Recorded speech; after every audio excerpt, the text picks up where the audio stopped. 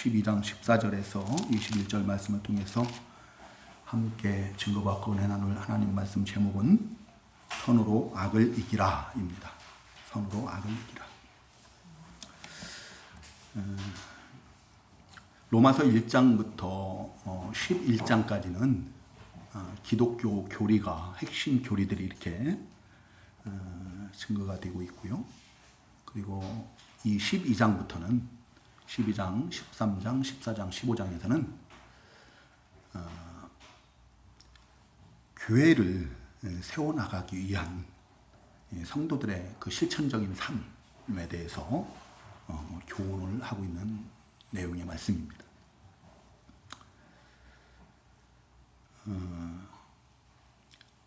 그 초대교회 성도들은 극한 박해 가운데서 신앙생활을 했어요.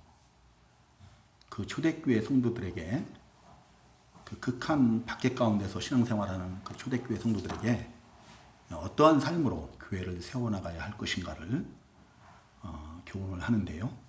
오늘 본문 말씀이 바로 그런 말씀이죠.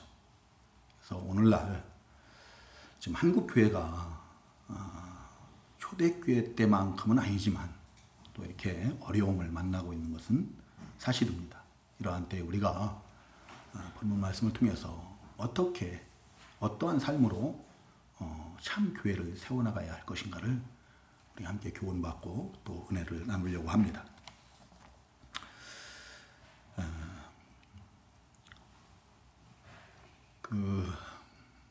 오늘 이 본문 말씀 제목이 선으로 악을 이기라인데요. 그 마지막 21절에 보면은 같이 한번 읽어볼까요? 21절 같이 읽겠습니다. 시작. 악에게 지지 말고 선으로 악을 이기라. 악에게 지지 말고 선으로 악을 이기라 라고 이렇게 말씀하셨어요. 우리가 악에게 지지 않고 선으로 악을 이기기 위해서는 어떻게 해야 되는가? 본문에서는 크게 세 가지로 말씀을 하십니다. 첫째는 박해하는 자들을 축복하고 저주하지 말라는 거예요. 그리고 두 번째는 서로 마음을 같이하며 낮아져야 된다. 그리고 세 번째는 선한 일을 도모해야 된다는 겁니다. 이 세 가지 대지로 우리가 본문 말씀을 통해서 교훈받고 은혜를 나누려고 합니다. 박해하는 자들을 축복하고 저주하지 말라라고 이렇게 먼저 말씀하시는데요. 우리 하나님은 하나님의 백성들이 저주하는 자들이 되기를 원치 않으셔요. 축복하는 자들이 되기를 원하신다. 그것을 우리가 어떻게 할 수 있는가 하면 바로 하나님 말씀을 통해서 할 수 있는 거예요. 시편 109편 17절에 보면은요. 그가 저주하기를 좋아하더니 그것이 자기에게 임하고 축복하기를 기뻐하지 아니하더니 복이 그를 멀리 떠났으며 그래요. 우리가 이러한 말씀들을 통해서 하나님께서는 저주하기를 기뻐하지 않으신다. 자기 백성들이 저주하는 것을 원치 않으시고 축복하기를 원하신다는 것을 알 수가 있어요. 또 우리 하나님은 자기 백성들에게 복 주시기를 원하시는 그런 하나님이시라고 그랬어요. 그래서 민수기 6장 23절에서 26절, 주보에서는 24절까지라고 제가 오타를 냈는데요. 26절까지 보면은 하나님께서 뭐라고 말씀하시는가 하면은 여호와는 내게 복을 주시고 너를 지키시기를 원하며 여호와는 그의 얼굴을 내게 비추사 은혜 베푸시기를 원하며 여호와는 그 얼굴을 내게로 향하여 드사 평강 주시기를 원하노라 라고 이렇게 축복하라고 해요. 축복하라. 당시에 제사장인 아론의 아들들에게 이스라엘 백성들을 그렇게 축복하라는 거예요. 하나님은 이렇게 축복하기를 원하시고 또 복 주시기를 원하시는 하나님이시다. 그리고 오늘 본문에서는 분명하게 말씀하셔요. 너희를 박해하는 자들을 축복하라. 축복하고 저주하지 말라라고 말씀하셔요. 박해하는 자들을 축복한다라는 거, 박해하는 자들까지 우리가 축복을 해야 되고 또 그 박해하는 자들 원수들까지도 우리는 그들을 위해서 기도해야 된다라고 우리 주님께서는 또 말씀하십니다. 이게 참 어려운 거죠. 말은 쉽지만 우리를 박해하는 원수들을 위해서 축복의 기도를 한다? 참 이게 어려운 거예요. 하려고 하면, 억지로 하려고 하면 할 수는 있겠죠. 진심에서 우러나는, 하나님과 교통하는 그런 축복은 할 수가 없어요. 그렇지만 참 어려운 일인데요. 근데 왜 그 박해하는 자들까지 축복을 하라고 하는가? 저주하지 말고 축복을 하고 또 그 원수들을 위해서 기도하라고 우리 주님께서 말씀하시는가? 그것이 곧 선으로 악을 이기는 것이기 때문이에요. 우리 하나님께서는 그 악한 행실로 마음으로 멀리 떠나서 원수된 우리가 하나님의 원수들이었어요. 근데 그 원수된 우리와 화목하시길 원하셔서 또 우리에게 구원의 복을 베풀어 주시기 위해서 그 아들 그리스도를 우리를 위한 화목제물로 이 땅에 보내주셨어요. 그리고 우리 주님께서는 세상에 오셔서 자기 목숨을 우리를 위한 대속물로 십자가에 내어주셨다. 그 은혜로 우리가 구원을 받은 겁니다. 구원의 복을 받은 자들이다. 그 은혜로 구원 영생의 복을 받은 자들은 우리를 박해한 자들, 원수들을 위해서도 기도해야 되고 또 축복해야 된다는 거예요. 베드로전서 3장 9절에서는 악을 악으로 욕을 욕으로 갚지 말고 도리어 복을 빌라 그랬어요. 축복하라는 거예요. 욕을 욕으로 악을 악으로 갚지 말고 어떻게 하라고요? 도리어 복을 빌라 축복하라는 거예요. 이를 위하여 너희가 부르심을 받았으니, 우리가 축복을 위해서 부르심을 받았다라는 거예요. 우리를 욕하고 우리에게 악을 행하는 자들을, 그들에게 복을 빌기 위해서 우리가 부르심을 받은 자들이라는 거예요. 이는 복을 이어받게 하려 하심이라. 우리가 받은 복을 그들도 이어받게 하시기 위함이라는 거예요. 저는 우리가 축복을 하든지 또 저주를 하든지 그것이 다 그대로 이루어진 줄로 믿습니다. 내가 능력이 있어서가 아니에요. 우리의 말을 들으시는 하나님께서 들으시고 이루시기 때문에 그게 그대로 이루어지는 거예요. 제가 여러 차례 수도 없이 반복해서 말씀드렸어요. 그 민수기 14장 24절 말씀, 거기에서 우리 하나님께서는 맹세로서 말씀하셔요. 맹세로. 뭐라고 말씀하십니까? 너희 말이 내 귀에 들린 대로 내가 너희에게 행하리니 라고 이렇게 말씀하셔요. 그냥 말씀하시는 게 아니라 하나님께서 하나님의 이름으로 맹세로 맹세로. 우리가 축복을 하면 축복이 임하는 거예요. 우리가 저주를 하면 저주가 임하는 거예요. 우리가 감사를 하면 감사의 조건을 더해 주시고, 원망과 불평을 하면은 원망할 일, 불평할 일만 자꾸 생기는 거예요. 하나님께서는 우리의 모든 말을 다 들으신다라고 했어요. 시편 94편 9절에서는 귀를 지으신 자가 듣지 아니하시겠느냐, 눈을 지으신 자가 보지 아니하시겠느냐. 우리 하나님께서는 우리의 모든 말을 다 들으시는 줄로 믿습니다. 들으시고 아신다. 그리고 우리 입에서 나온 그 말, 우리 하나님께 들으신 그대로 다 행하시는 줄로 믿습니다. 그래서 우리는 저주하는 자들이 아니고 축복하는 자들이 돼야 돼요. 자녀들을 축복해야 되고, 내 형제들을 축복해야 되고, 내 부모님을 축복해야 되고, 내 이웃을 축복해야 되고, 나아가서 누구까지 축복해야 된다고요? 원수들을 위해서도 축복해야 된다. 우리 성도님들 이제 지금 추석 명절을 바로 앞두고 있는 주일이에요. 이제 주일이 끝나고 또 이제 수요일부터는 이제 고향을 찾고 그럴 텐데요. 우리 성도님들 고향 갔을 때 또 많은 사람들이 우리가 제사 지내지 않는 거, 또는 뭐 근본에 어떤 교회가 좀 이 사회를 혼란스럽게 한 일, 이런 것들 때문에 교회를 비방하고 우리를 좀 불편하게 하는, 또 우리와 어떤 갈등을 빚는 그런 일들이 있을 수 있어요. 그러한 때에 그런 분들을 저주해서는 안 된다는 거예요. 그런 분들을 오히려 축복하라는 겁니다. 우리를 박해하는 자들, 교회를 비방하는 자들을 저주하지 말고 축복하라는 거예요. 어떻게 축복합니까? 긍휼히 여겨달라고 구하는 거예요. 하나님 앞에. 저 영혼을 긍휼히 여기시고 하나님께서 은혜 베푸셔서 저에게 주신 믿음을 저에게도 허락하여 주옵소서.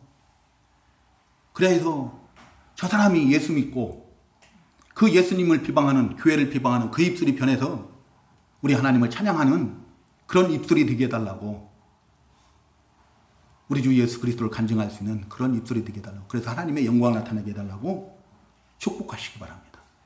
그러면 그대로 이루어질 줄로 믿습니다. 저는 제가 그런 인물이에요. 제가 한때 우리 주님을 멀리 떠나 있을 때 저를 위해서 얼마나 많은 사람들이 기도했는지 몰라요. 근데 그 기도의 소원대로 그대로 뛴 거예요. 교회를 대적하고 비판하고 그러던 제 입술이 변해서 우리 주 예수 그리스도를 증거하는 그런 입술이 된 겁니다. 우리의 그러한 기도는 반드시 이루어진 줄로 믿으시기 바랍니다.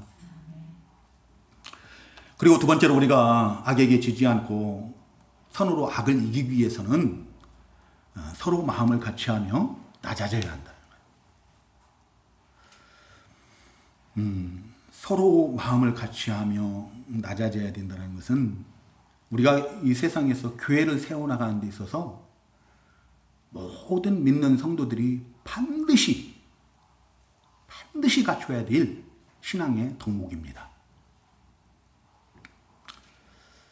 이거 교회에서 갖춰지지 않으면 참 교회로 세워져 갈 수가 없어요. 먼저 15절 16절에 보면은 즐거워하는 자들과 함께 즐거워하고 우는 자들과 함께 울라. 서로 마음을 같이하며 높은 데 마음을 두지 말고 도리어 낮은 데 처하며 스스로 지혜 있는 채 하지 말라라고 말씀하셨어요. 서로 마음을 같이 한다라고 했는데요.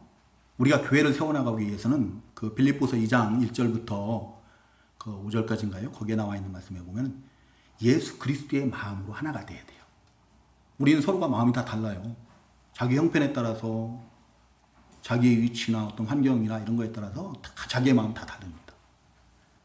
우리가 한 마음이 되는 방법은 우리가 믿는 예수님의 마음을 품는 것밖에 없어요. 거기에 보면 그러잖아요. 너희는 이 마음을 품으라. 곧 그리스도 예수의 마음이니 그래요. 그리스도의 예수의 마음으로 하나가 돼야 돼요. 교회를 세워나가기 위해서. 근데 여기 본문에서는 서로 마음을 같이 하며 바로 앞에 있는 말씀이 뭔가 하면 즐거워하는 자들과 함께 즐거워하고 우는 자들과 함께 울라라고. 좀 공감하는 자들이 되라는 거예요. 공감하는 자들. 슬퍼하는 자들이 있으면 함께 슬퍼하고 함께 울어줄 수 있어야 되고, 기뻐할 일이 있는 자들에게는 함께 즐거워하고 함께 축복하고 할 수 있는 자들이 되어야 된다는 거죠. 마태복음 6장 11절에서 16절 17절 거기에 보면은 우리 주님께서 그 시장 통해서 아이들이 뭐 떠드는 소리가 있죠. 피리를 불어도 춤추지 않고 슬피 울어도 가슴을 치지 않는다는 그런 아이들이 하는 말, 그 말을 비유로 들어서 그 공감하지 못하는 그 시대에 하나님의 백성들을 책망하는 것을 볼 수가 있어요. 우리나라 사람들에게 아주 독한 좋지 않은 그런 버릇이 하나 있어요. 그 버릇이 뭔가 하면은 우리 성도님들도 잘 아실 거예요. 사촌이 땅을 사면 어떻게 해요? 배가 아파. 좋은 일이 생겼는데 남이 잘 되는 꼴을 못 보는 거예요. 오죽하면 그런 속담이 있겠습니까? 근데 우리가 누가 기뻐할 만한 일이 있으면 함께 즐거워하고 축하하고 그래야 된다는 거죠. 또 우는 자가 있으면 함께 울어야 된다는 거예요. 함께 슬퍼하고 함께 마음 아파하고 또 따뜻한 말로써 위로하고 그 사람을 위해서 기도하고 축복해주고 그래서 일어설 수 있도록 다시 일어설 수 있도록 해야 된다. 그런 공감하는 마음들이 있어야 돼요. 교회를 세워나가는 데 있어서도 마찬가지고 또 사회생활 하는 데 있어서도 마찬가지예요. 예, 우리가 자칫 그러죠. 내가 나에게 이렇게 좋은 소리 안 하고 교회 다닌다고 싫어하고 비방하고 그런 사람들 어려움 당하면 그럴 줄 알았다. 잘 됐다. 그러면 안 된다는 거죠. 어떻게 해야 된다고요? 어려움 당하는 사람들을 돕는 위치에 있어야 돼요. 같이 마음 아파하고 같이 울어줘야 돼요. 그 사람을 위해서 기도해 줘야 돼요. 축복하고 그래야 돼요. 우리 성도님들 공감하는 분들 되시기 바랍니다. 남의 일이라고 그냥 심지어는 교회에서도 뭐 나하고는 상관 내 일이 아니니까 전혀 무관심한 분들이 있어요. 그래서는 교회가 세워져 나갈 수가 없어요. 기뻐할 일 있으면 함께 기뻐하고 슬퍼할 일 있으면 함께 슬퍼하고 같이 공감해야 된다. 그래야만이 교회가 하나로 참 교회로 세워져 갈 수 있는 거. 두 번째는 높은 데 마음을 두지 말고 도리어 낮은 데 처해야 된다.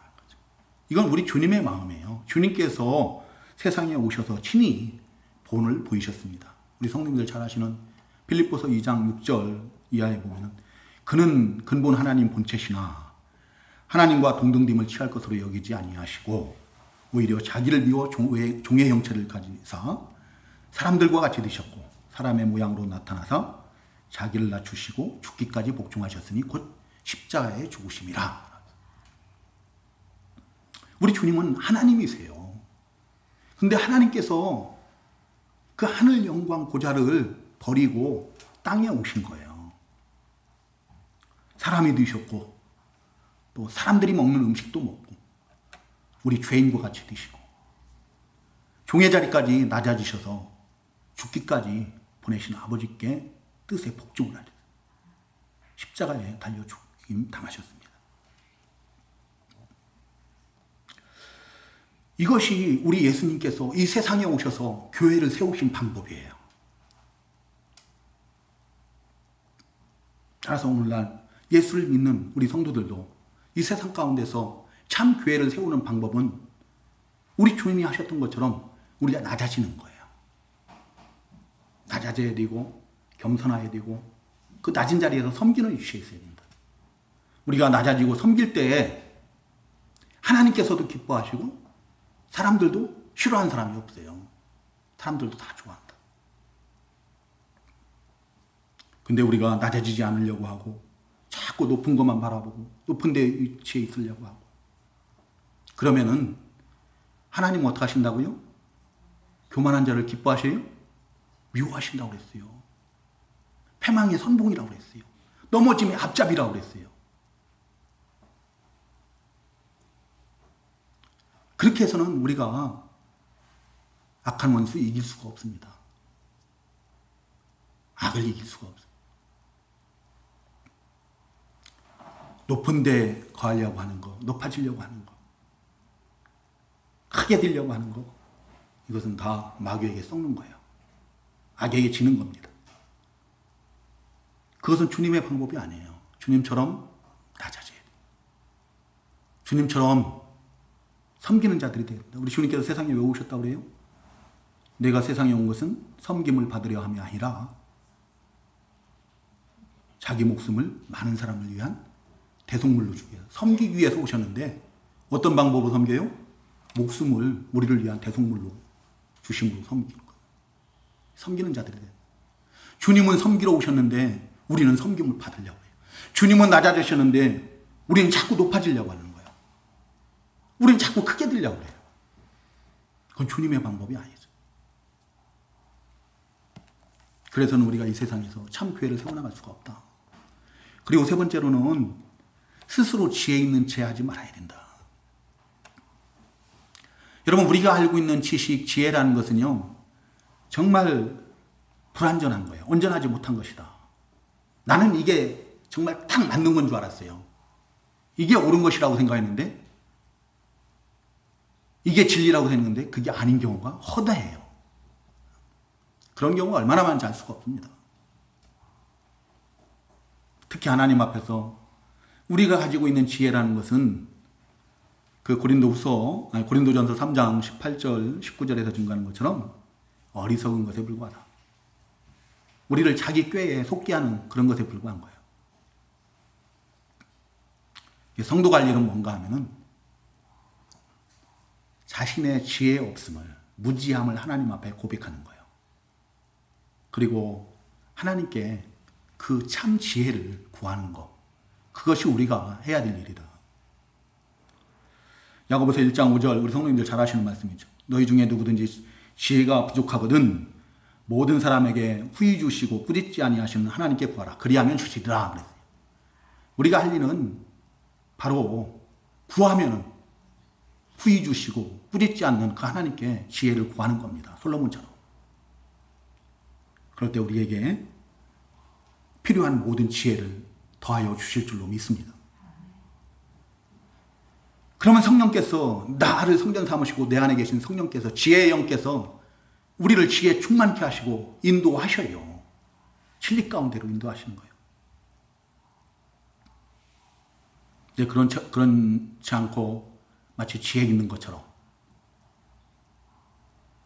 우리의 권리를 주장하고 남의 부당함을 지적하고 그러면은 선으로 악을 이길 수 없어요. 사람들 눈에 뭐로 비쳐요? 저 사람은 교만하다라고. 교만하게 여겨지는 거예요. 교만하게 여겨지면, 비춰지면은 반드시 질 수밖에 없는 거예요. 사람들이 다 싫어합니다. 그래서 어떻게 참 교회를 세워나갈 수 있겠어요?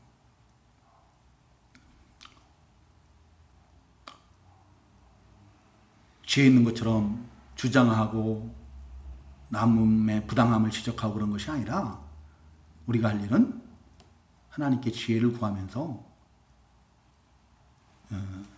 선한 행실로 모범을 보여야 된다. 선한 행실로 믿음의 본이 되어야 된다. 우리 주님께서 하셨던 것처럼 해야 돼요. 그리고 악에게 지지 않고 선으로 악을 이기기 위해서 세 번째 되지 우리가 할 일은 무엇인가 하면은 선한 일을 도모해야 된다. 17절에 보면 아무에게도 악을 악으로 갚지 말고 모든 사람 앞에서 선한 일을 도모하라 그랬어요. 모든 사람 앞에서 선한 일을 도모하라. 선한 일을 도모하라는 말씀이 이제 구체적으로 그 밑에 우리가 어떻게 하는 것이 선을 도모하는 것인가 나와 있는데, 첫 번째가 바로 더불어 화목하는 거예요. 할 수 있거든 너희로서는 모든 사람과 더불어 화목하라 그랬는데, 모든 사람과 더불어 화목하는 것. 두 번째는 원수 갚지 않는 거예요. 내가 원수 갚지 않고 하나님께 맡기는 겁니다. 세 번째는 적극적으로 원수를 사랑하는 겁니다. 그게 선을 도모하는 것이다. 그래야 우리가 악에게 지지 않고 선으로 악을 이길 수 있는 거예요. 할 수 있거든 너희로서는 모든 사람과 더불어 화목하라 그랬는데요. 고린도후서 5장 18절 19절에 보면은 그리스도로 말미암아 하나님과 화목게 된 우리들은 다 화목의 직분을 맡은 자들이라고 했어요. 예수 그리스도로 말미암아서 우리는 하나님과 원수되었던 자들인데, 그 전에는 원수되었던 자들인데 이제 예수 그리스도로 말미암아서 우리는 하나님과 화목해 됐어요. 예수님께서 화목제물로 되어 주셨기 때문에 하나님과 화평케 됐다. 자, 하나님과 화목을 이루은 우리에게 하나님께서 화목의 직분을 주셨어요. 이 화목의 직분을 맡은 우리는 또 이 세상에서 이제 다른 사람들과도 화목을 해야 돼요. 그 화목을 이루고 그들에게 복음을 전함으로 말미암아서 그들도 하나님과 화목케 하는 자들이 되어야 된다. 우리 주님께서는 마태복음 5장 9절에서 화평케 하는 자들은 복이 있나니 그들이 뭐라고요? 하나님의 아들이라 일컬음을 받을 것이라고 그랬어요. 화목케 하는 자가 돼야 돼요. 화평케 하는 자가 돼야 된다. 원수 맺게 하는 자가 아니고 자꾸 막히게 하는 게 아니라 화목케 하는 자가 돼야 돼요. 우리 주님께서 그것을 위해서 세상에 오셨잖아요. 우리가 그 예수님을 구주로 믿으니까 우리들도 화평케 하는 자들이 돼요. 우리 하나님께서는 우리와 화목하기 위해서 그 아들까지도 내어주셨단 말이에요. 우리가 그 아버지의 아들이면은 그 하나님을 아버지라고 부르는 자라면 아버지를 닮아야 될 거 아니에요. 화목케 하는 자들이. 자꾸 막히게 하지 말고 원수 맺게 하지 말고 원수 맺게 하는 자들이 아들이 아니에요. 막히게 하는 자들이 아들이 아니고 화목케 하는 자들이 아들이라고요. 근데 문제는 여기에 보면 조건이 있어요. 할 수 있거든요. 할 수 있거든. 우리가 모든 사람들과 다 화목할 수 있으면 좋겠는데 그러지는 못해요. 그들 가운데는 어떤 사람들도 있어요. 우리에게 예수를 부인하라고 요구한 자들이 있어요. 우리에게 진리를 양보하고 버리고 신앙을 버리라고 요구한 자들이 있어요. 그런 사람들과까지 화목하라는 얘기는 아니에요. 우리가 화목을 해도 진리 안에서 해야 되는 거고 믿음 안에서 해야 되는 거거든요.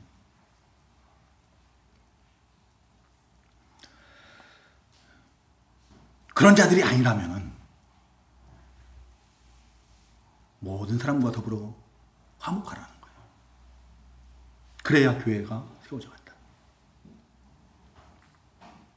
저 사람이 좀 실수했는데 저 사람이 나에게 좀 뭘 잘못했는데 그거 화목하지 못하고 그걸 정죄하고 막 판단하고 그러면서 원수 맺고 다시는 얼굴도 안 보려고 하고 그런 사소한 거 가지고 원수 맺고 그러지 말라는 거예요. 그런 것들은 다 어떻게 해야 돼요?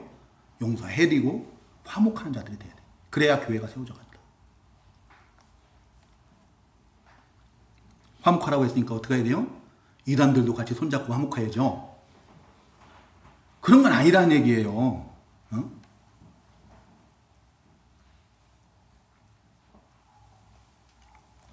할 수 있거든. 할 수 있거든.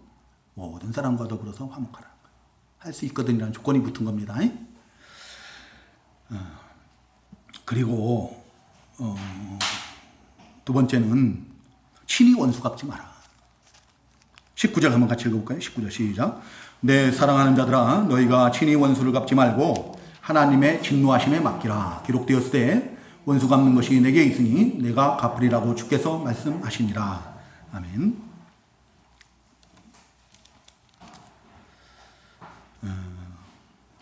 친히 원수 갚지 말라는 말은 그 앞에 17절에 아무에게도 악을 악으로 갚지 말라는 말하고 똑같은 거예요.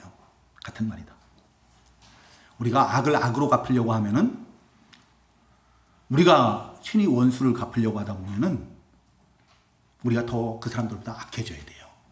나에게 악을 행한 사람보다 내가 더 악해져야만이 원수를 갚을 수 있고 이길 수 있어요. 누가 나에게 욕을 했어. 야, 이 자식아. 뭐 욕을 했으면은 나는 그거보다 더 심한 욕을 해야 이길 수 있거든요. 내가 더 악해져야 되는 거예요. 또 하나님께서는 우리에게 더 악해지라고 말씀 안 하셔요. 그건 악에게 지는 것이고 그건 악한 원수 마귀에게 속는 거예요. 이미 속은 거다. 진 것이다. 다른 사람이 나를 뺨 때렸으니까 오른뺨을 때렸으니까 어떻게 해야 돼요? 나는 저쪽에다가 빠박 하고 2대 때려야 돼요. 왼쪽 오른쪽 그냥 날려야 이기는 건데 우리 주님께서 뭐라고 말씀하셔요? 왼뺨을 때렸으면은 오른뺨도 돌려대라고 그래요. 2대 때리지 말고.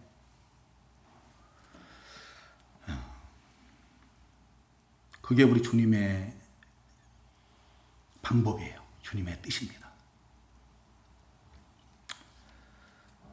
그리고 우리 하나님께서 내가 원수를 갚는다라 했어요. 원수 갚는 일은 내게 있으니 내가 원수를 갚는다고 말씀하셨으니까 우리는 그 말씀을 믿고 원수 갚는 일을 주님과 같이 주님 하나님께 맡겨야 됩니다. 그래야 우리가 악에게 지지 않고 선으로 악을 이길 수 있는 거예요. 우리 주님께서는 베드로전서 2장 23절에서 뭐라고 증가하는 거면 주님께서 어떻게 하시는가? 욕을 당하시되 맞대어 욕하지 아니하시고 고난을 당하시되 위협하지 아니하시고 오직 공의로 심판하시는 이에게 부탁하시며 친히 나무에 달려 그 몸으로 우리 죄를 담당하셨다라고 이렇게 증가하고 있어요. 그게 우리 주님의 방법이에요. 남이 욕했으니까 나도 욕하고, 남이 교회를 비방했으니까 나도 비방을 하고, 남이 나에게 악을 행했으니까 나도 같이 악을 행하고, 그 방법이 아니에요. 욕을 당하시되 맞대어 욕하지 아니하시고 고난을 당하시되 위협하지 아니하시고 오직 공의로 심판하시는 하나님께 다 내어 맡겨 드린 거예요. 데살로니가후서 1장 그 6절에 보면은 너희로 환난을 받게 하는 사람들에게는 환난으로 갚으신다라고 했어요.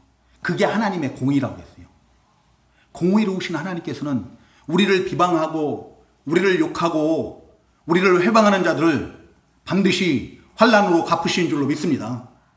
그 하나님께, 공의로우신 하나님께 맡기라는 거예요. 원수 갚는 것을. 내가 갚으려고 하지 말고.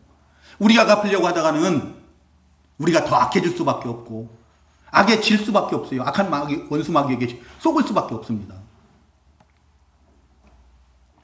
또 세 번째로는 원수가 줄이거든 먹이고 목마르거든 마시게 하라는 거예요. 적극적으로 사랑을 실천하라는 거예요. 적극적으로 원수를 사랑하라는 거예요. 잠언 25장 21절에서 22절의 말씀을 인용한 건데요. 우리 주님께서 앞에서도 말씀드렸지만 원수를 어떻게 하라고요? 사랑하라고 말씀하셔요. 원수를 사랑하고 그들을 위해서 기도하라고 말씀하시거든요. 특히 원수가 어려운 일을 당했을 때, 곤경에 처했을 때 어떻게 해야 돼요? 그럴 줄 알았어, 잘 됐어, 좋아할 게 아니라 오히려 그들을 긍휼히 여기고 그들에게 친절을 베풀라는 거예요. 사랑으로 친절을 베풀라.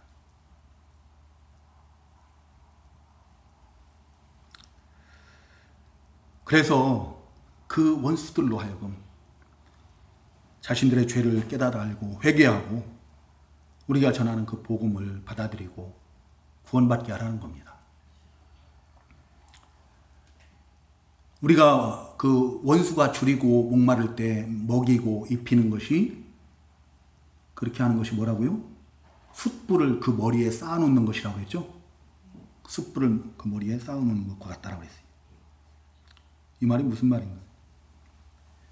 우리가 행하는 그 선행으로 인해서 그 사람이 양심의 가책을 받고 숯불처럼 그 수치심에 달아오르고 그래서 결국엔 회개하게 되고 회개에 이르게 될 것을 말하는 것이다. 그것을 의미하는 거예요. 이게 우리가 사용하는 말이 아니라서 어려워요. 이 유대인들의 그 유대 지역 그쪽에 이 속담이기 때문에 어려운 말인데요. 그래서 이 주석도 해설서들도 보면은 다 달라요. 주된 어떤 해석은 뭔가 하면은 우리의 선행으로 말미암아서 그들이 양심의 가책을 받고 숯불처럼 그 수치심이 달아올라서 회개에 이르게 하는 것이다 라고 얘기를 해요. 그렇게 설명을 합니다. 우리 성도님들이 좀 알아듣기 쉽게 예를 들어서 말씀드린다면은 다윗이 사울을 죽일 수 있는 기회가 몇 번 있었어요?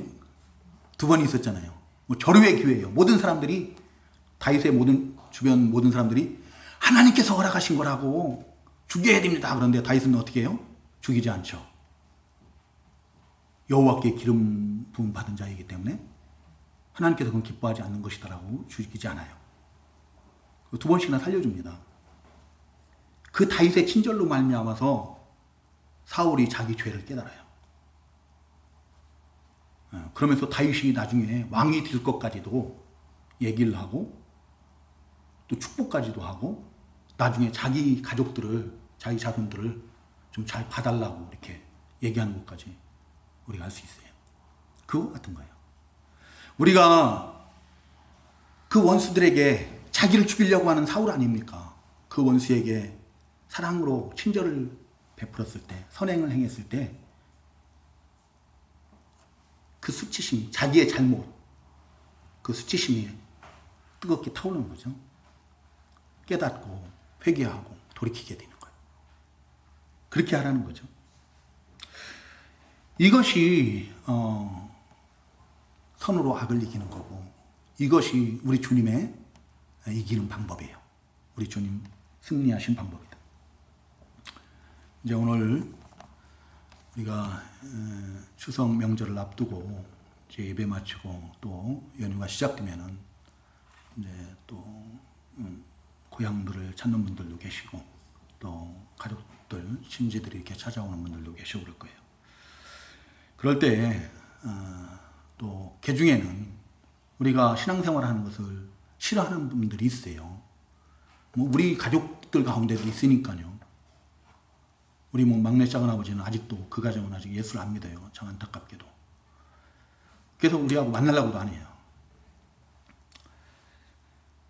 그러면 그분들은 어떡합니까? 우리를 비방하고 봐라.